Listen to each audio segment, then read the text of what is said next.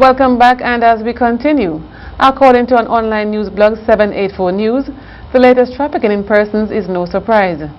Several Caribbean nations have made a list of nations battling with the issue of sex trafficking, the term used for the act of recruiting, harboring, transporting, providing or obtaining a person for compelled commercial sex acts through the use of force, fraud or coercion within their borders. Here are the 16 nations making the latest report. St. Vincent and the Grenadines made a U.S. Tier 2 list because of child and foreign sex trafficking. The report stated that St. Vincent and the Grenadines is a source, transit and destination country for men, women and children subjected to forced labor and sex trafficking. The JSR Communications blog posted a section of the 2015 report and has reiterated a call for something to be done to curb this complication. The blog on June 17, 2016 posted on local poet Janelle Brown, who did a poem, Rape Culture, asking persons to desist from such. Janelle is not a victim, but a voice. I dodged and hid at family reunions and barbecues, but somehow he would always find himself in my room. He didn't have to cover my mouth because by then I knew the drill. Just close my eyes and then remain perfectly still. By the time I was old enough to know that it was wrong, I was too ashamed, so I kept my mouth shut. You are teased in high school for not showing enough skin, but little do they know you don't want it to happen again. Maybe if you wore long skirts, just cover your curves, because some men can't seem to curb their enthusiasm. It's always beneath that thin layer of denim, so you try to be invisible, try not to awaken him. Legs so tightly clamped together that it's impossible to separate them. St. Vincent and the Grenadines Prime Minister Dr. Ralph Gonsalves on Monday urged fellow Caribbean community leaders to stop lamenting about the impact of Britain's exit from the European Union and instead explore available opportunities as a result of that move. Gonsalves said there was no room for CARICOM to join the hysteria about Brexit.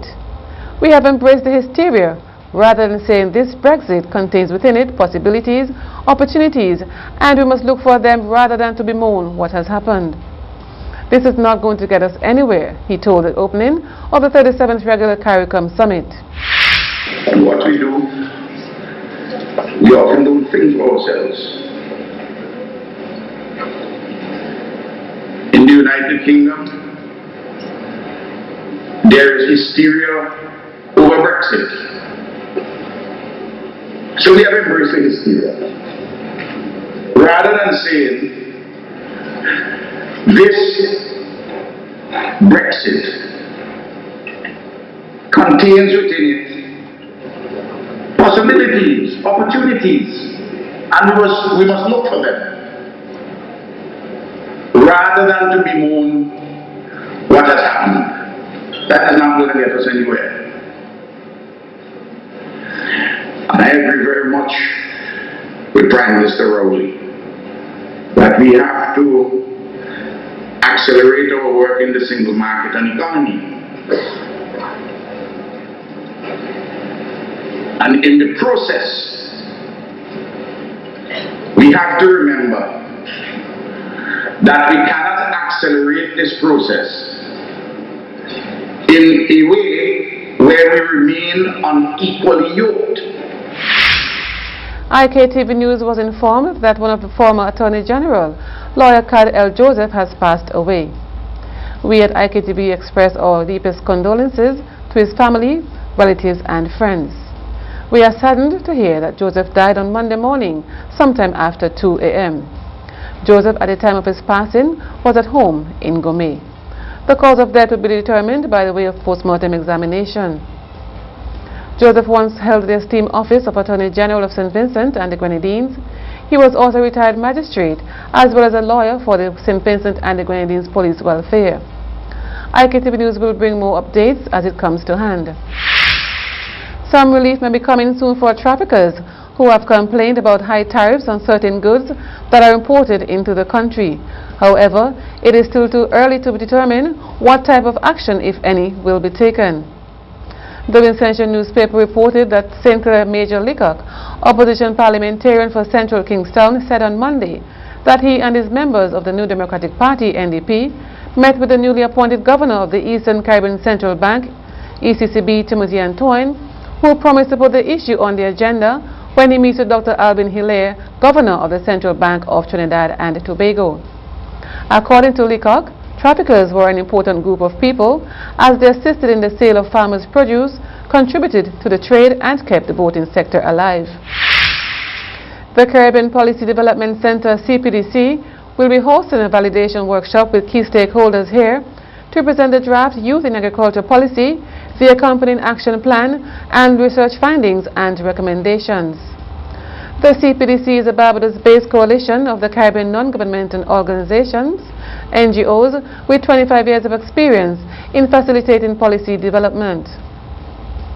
It has been contracted by the government of St. Vincent and the Grenadines to finalize the Youth in Agriculture Policy and to prepare an accompanying action plan under the European Union-supported Banana Accompanying Measures BAM, which is expected to complement the ongoing programs of both the government and private sector for the production, marketing and distribution of agricultural produce.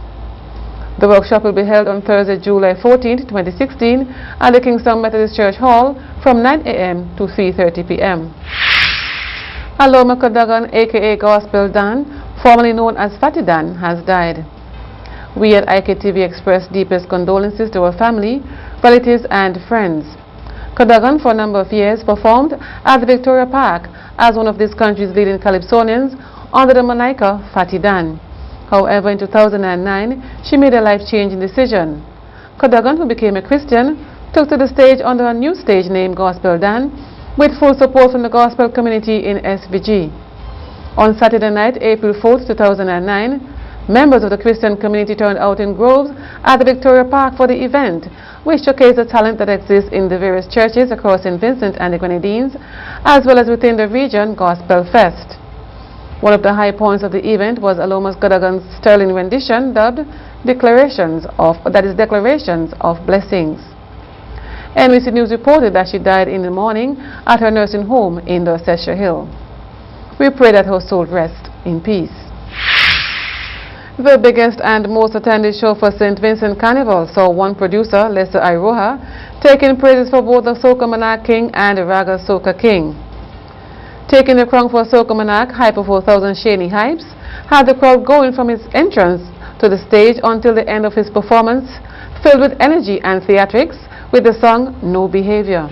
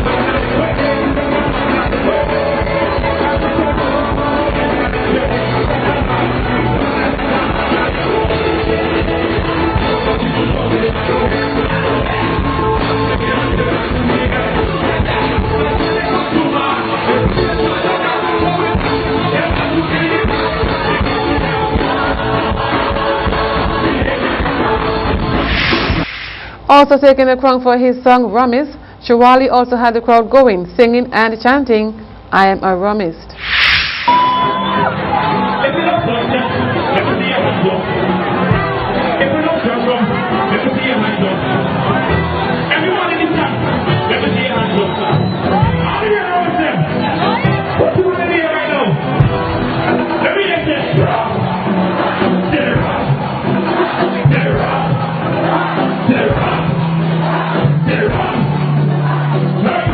When I roll in on me here, nothing when I'm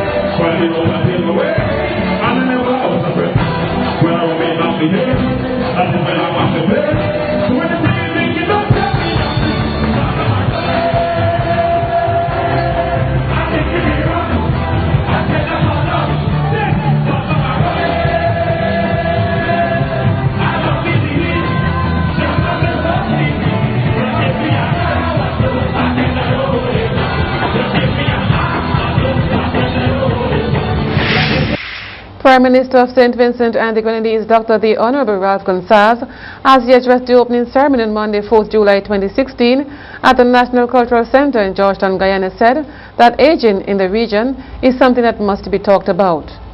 Dr. Gonsalves said that aging's relationship with chronic non-communicable diseases and technology was among the issues to be addressed. Which is getting older, we have to think seriously about it.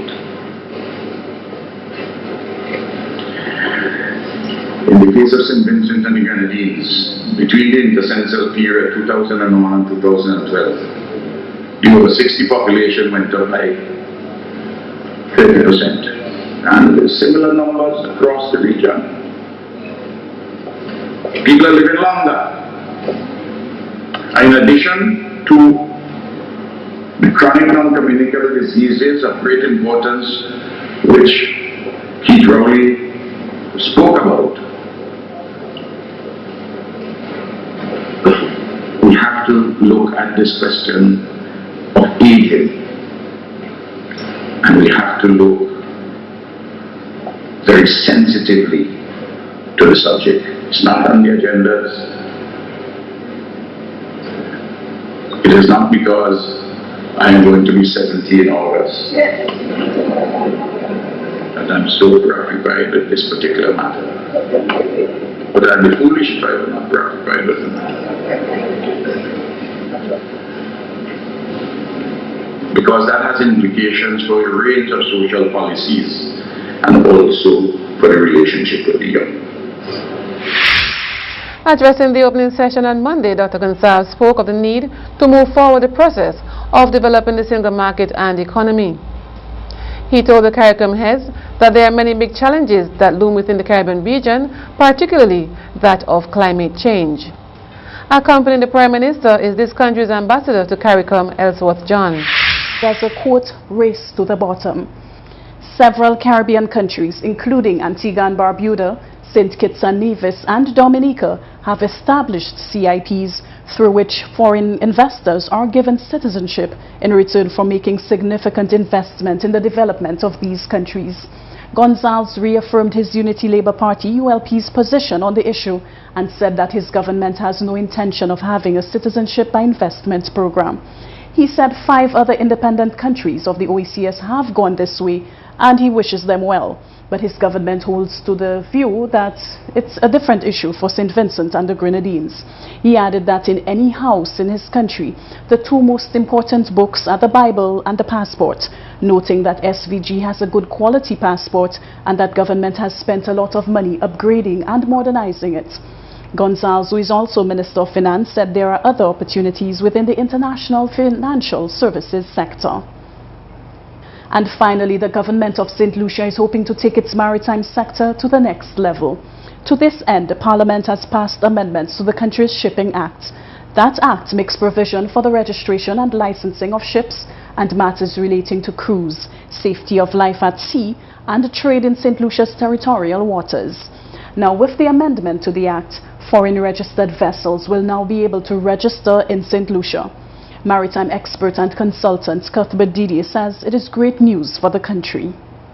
In terms of the shipping sector, we now have the potential of registering these huge foreign cargo ships, and that speaks volume for the destination.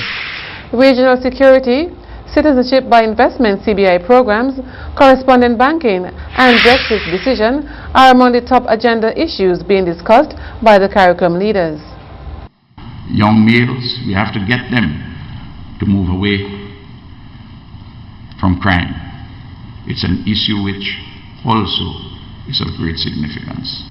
Our region, as resilient as we are, continues to face existential threats, and in Jamaica in particular, the rise in crime and violence associated with organized criminal enterprises in narco-trafficking, small arms trafficking, other contraband trafficking, human trafficking, and money laundering. The safety and security of our citizens is the foundation of our collective future welfare and prosperity. The level of crime is disturbing and has a negative impact on our societies and our economies. there is no doubt that it requires a concerted regional response. Prime Minister Dr. Ralph Gonsalves was among regional heads attending the 37th regular meeting of CARICOM heads of government in Georgetown, Guyana. More local news when we come back.